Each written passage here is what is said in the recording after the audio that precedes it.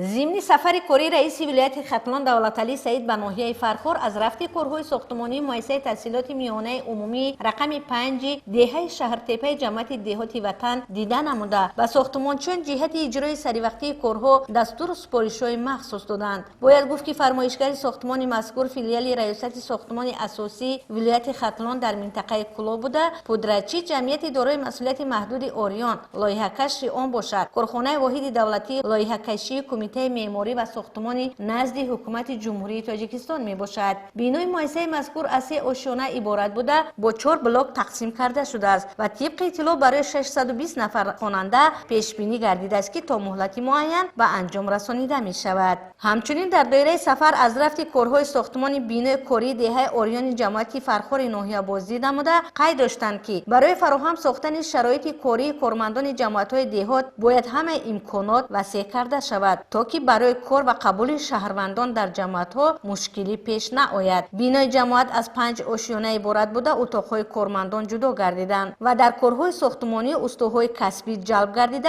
2 عدد تکنیک‌های صحوی نیز بهر برداشتن دیوارهای بتونی سفربر کرده شده است. در جریان سفر از خواجگی دهقانی دلنازه نیز دیدن کردند. باید گفت که خواجگی مذکور در مساحت 3 هکتار زمین آبی بنیاد گردیده در 2 هکتار زمین باغ بنیاد کرده شده است که نهالان آلو، زردآلو و انگور و انار سبزیش خوب داشته برآور گردیدند. در 1 هکتار زمین دیگر خواجگیدار کشتی محصولات خواجگی قشلاق را براه مانده کارتوشکا، لوبیا، پمیدور و بادرینگ را نیز پرورش کرده ایستادند که حاصل کارتوشکاشان خوب است. جهت باز هم ثمراناک استفاده بردن این زمین‌های کرم آبی رئیس ولایت به اهل زحمت سپارش‌های مخصوص دادند. در دهه سامانچی جمعیت دهات ظفر نیز از رفت کارهای ساختمانی راه دیده نموده و ساکنان محله و جماعت جهت سهم گذاشتن در راه مذکور مینه‌داری نمودند. باید گفت که راه مذکور در دایره استقبال از جشن 35 سالگی استقلالیت دولتی جمهوری تاجیکستان بنیاد یافته است. بعد بازدید و شناسایی با رفت کارها در تالار مقامات اجرایی حکومت دولتی ناحیه با ساکنان ناحیه واخوری صحبت انجام داده شد. در رفت واخوری با ساکنان عرض و شکایت‌های آنها شنیده شد. ساکنان از مشکلات داشتن در نداشتن آب نوشاکی و پالیزی، ساختمان پل و راهها، بنگاه‌های طبی، گرفتن قطعه‌های زمین برای ساختمان خانه‌های استقامتی، گرفتن قطعه‌های زمین برای تشکیل خواجگی‌های دهقانی و دیگر مشکلات‌های جای داشته صحبت آزاد دایر گردید که با سپارش رئیس ولایت قسمی از مشکلات‌ها حل خود را پیدا نمودند. بعد از قبول شهروندان رئیس ولایت ختلان با خواجگیداران و کشاورزان جمعیت‌های دهات ناحیه واخوری انجام داد.